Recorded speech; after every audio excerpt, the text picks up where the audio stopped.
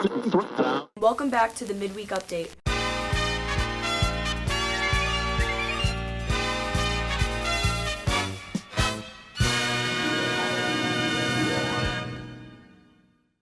Hey Mepham, we're here in week 9 of the coronavirus shutdown. This week, we are going to be reviewing how remote learning has gone so far, as well as taking a look at the Ronald Stager Art Challenge. This and more as we take a look at what's going on This Week on Midweek Update. I'm Haley Hepworth. And I'm Riley Freed, and welcome back to the Midweek Update, the B&B show that brings you closer to the people and places in and around the Mepham community. Over the last few months, students have been participating in remote learning as a replacement for normal school while we can't be in our school buildings. B&B's Lily Yepez spoke to some Mepham students, teachers, and administrators to see how they think the first few months of this new system have gone. Remote learning, I think, is going to be one of the lessons we learn. Remote learning is great in concept. We had to jump into it with both feet, and we didn't really have a chance to scale up for it. Remote learning is a great concept, but after experiencing it for the last few months, we've gotten to see the pros and cons of how it actually worked out. In the few days following the news that the rest of the school year would be conducted in this way, we got the opinions of students, teachers, and administrators about remote learning so far. So the remote learning has definitely been some challenges. I think now that we're about 7 or 8 weeks in, we definitely find ourselves with a good routine and a good structure. You know, what I'm really proud of is that we've been able to progress along the way. So I've got to say, most of my students have really risen to the occasion, and I'm thoroughly impressed because even students that had some organization issues, they sometimes missed assignments just because they couldn't necessarily find them. I'm finding now that they're actually excelling. They're my all-stars. It's a little harder to learn because I'm not having like face-to-face instruction and like no one's there to answer my questions, but I'm definitely getting by. Throughout these first few weeks, there have been some mixed reviews, but in general, the process has gone pretty well. Students and teachers have had to make the transition, and there have been both positive sentiments and some suggestions for the future. I'm getting less work than I would be in school, so I'm happy with that, but it's harder to learn things on my own than it would be with a teacher. I was pretty grateful for when the district put the schedule out, because it's nice to have an official structure to the day as to know when and where to return and or post assignments or, hold those extra help or live lesson sessions. So that's been really great. I think we can always improve, and improve is tough. I mean, we've made great strides, in a short amount of time. And I think, just being Bellmore-Merrick and being the teachers and the students and the parents that we are, I think we'll continue to get better. And of course, with the news that we will not be returning to Mepham this year, comes a concern for the future when it comes to education and also the lives of different Mepham students. I'm definitely never going to forget this. This is a crazy time. And I know in a couple of years, I'll probably be remembering all the good and bad times about this. I mean, we had so much to look forward to, especially in our leadership class. We were going to do a lot of trips and team building at the end of the year. And I mean, that was all taken from us. So our last day of school, we don't even know about prom. Graduation could be split into thirds. So we're not even going to have to be, we're not going to get to be with our friends. So that would definitely be bad. It's kind of worrying since, a lot of us aren't getting to take our SATs now, ACTs, other standard testing that we'd need to use to get into college. So if we don't have that, I don't really know what they're going to do for us. I mean, I feel like college was going to be hard enough going into a new setting, new friends, everything. And now we haven't even been in a classroom learning with a teacher for a couple months, so it's definitely going to be rough. However, teachers in the district are confident that they can continue to improve education remotely as long as it is necessary. And they're trying to look for the upsides during these hard times where education has somewhat taken a back seat but is still important as ever. I think the district is in a great place to handle any situation that we have come September. We do have a great leadership team. We have great kids, right? We have great families, great teachers. So I don't think there's any hurdle that this district can't overcome, to be honest. We're all really, really hopeful that we can start back in the building. I'm hoping that's the case, but obviously if that's not, if it turns out that we have to continue, then we're all going to work our best and do what we can to connect with our new students. We do. We have a responsibility to prepare students academically. And at the same time, we need to find a balance and understand what kids are going through. We have kids that are dealing with illness in their household, with dealing with loss in their household. We have students who have parents who are first responders, healthcare providers. So there are all these different factors that come into play. So when we develop a system of distance learning, we try and take all those factors in consideration. We make decisions together as a community. As this pandemic progresses, the family of the Bellmore-Merrick Central High School School District are lucky to have teachers and administration this dedicated to helping them get through these difficult times and to provide them education through online learning. For B&B, I'm Lorrie Yepez.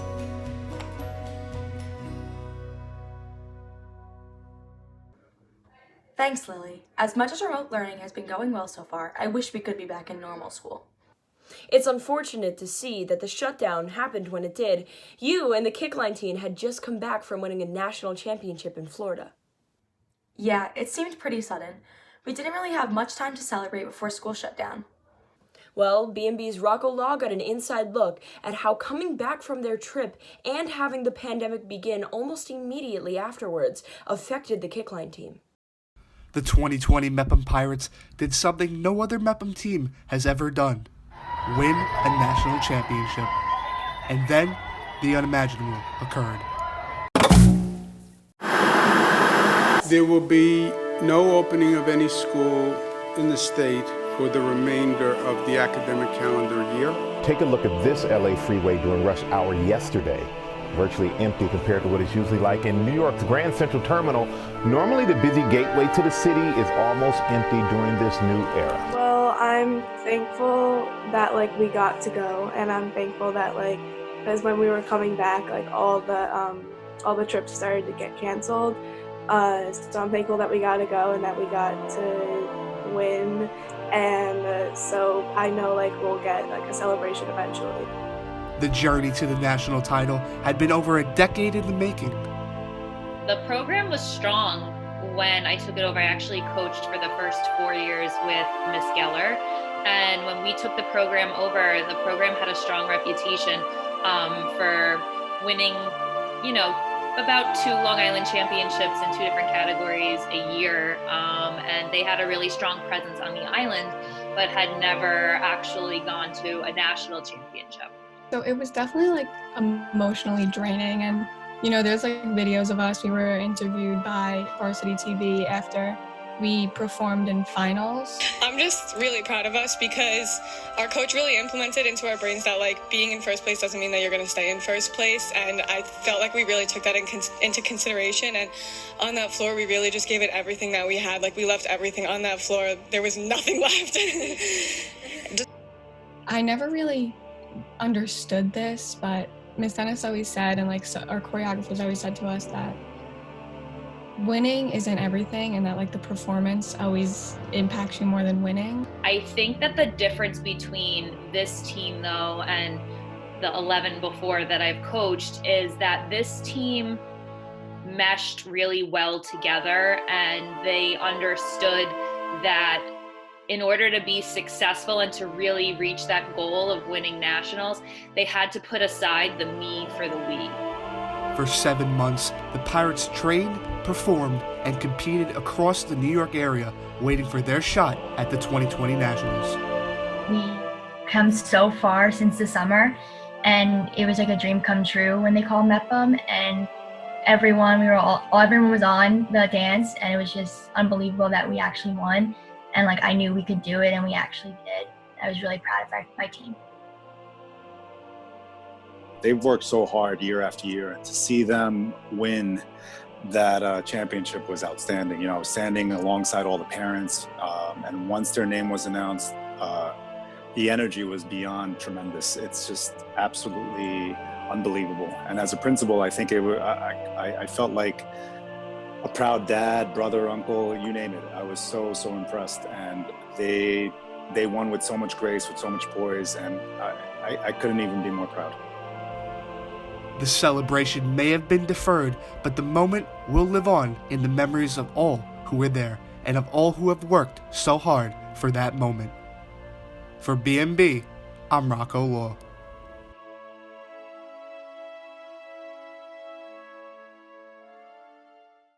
Thanks, Rocco. Hopefully life will be back to normal next year so we can try and win another jacket. Yeah, but for now, the shutdown continues. And one good thing about it has been how a lot of people right here in this community have come together.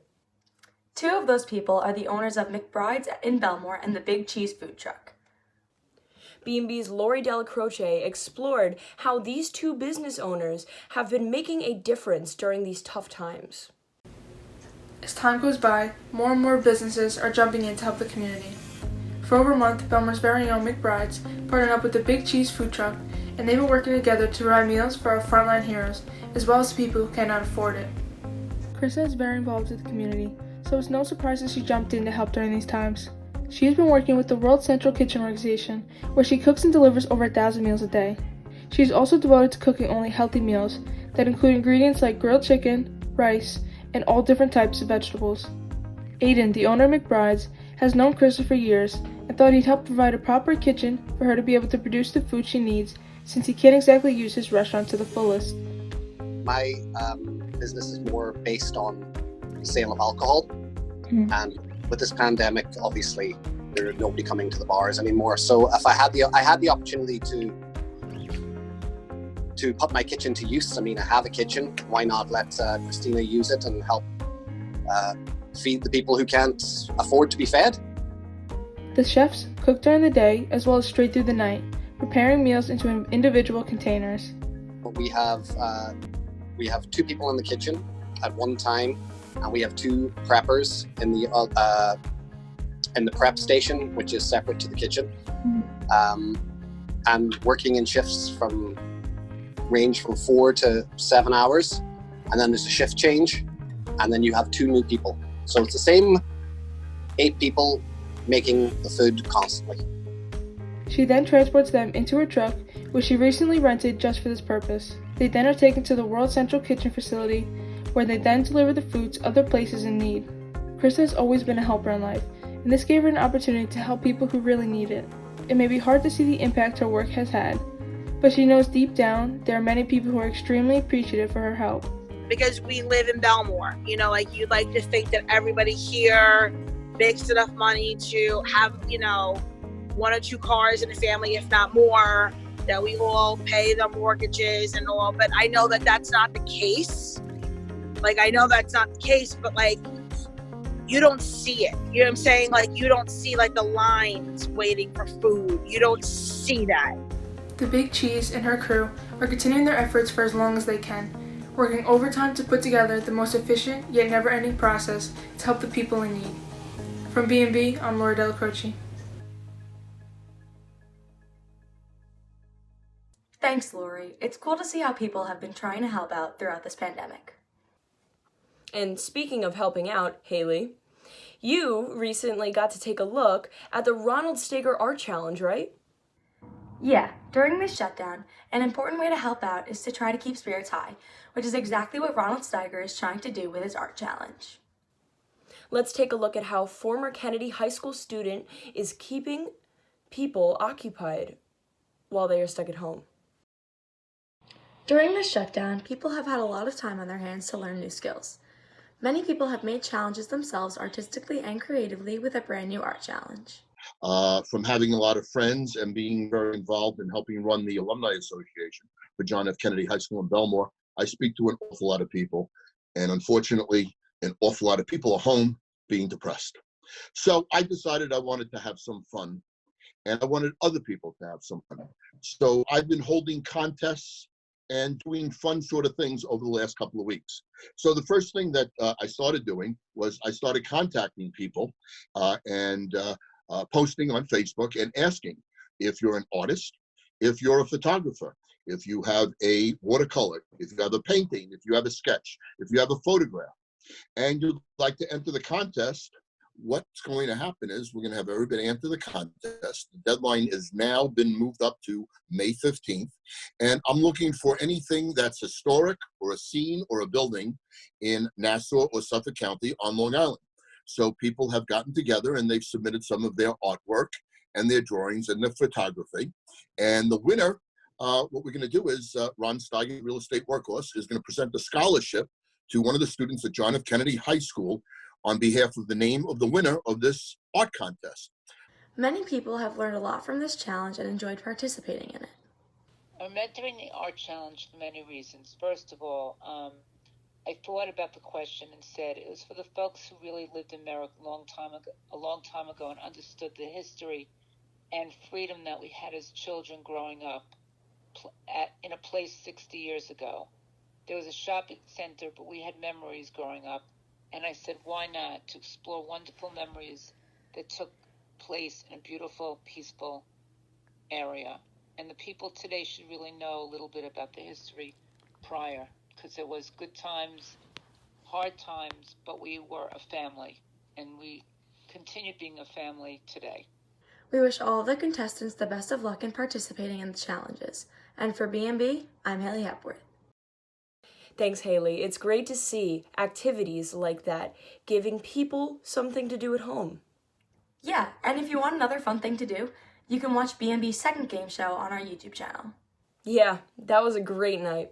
So that's it for this week's Midweek Update. We'll be back next week with all new stories from around the BMCHSD to bring you inside the parts of the community we don't always get to see.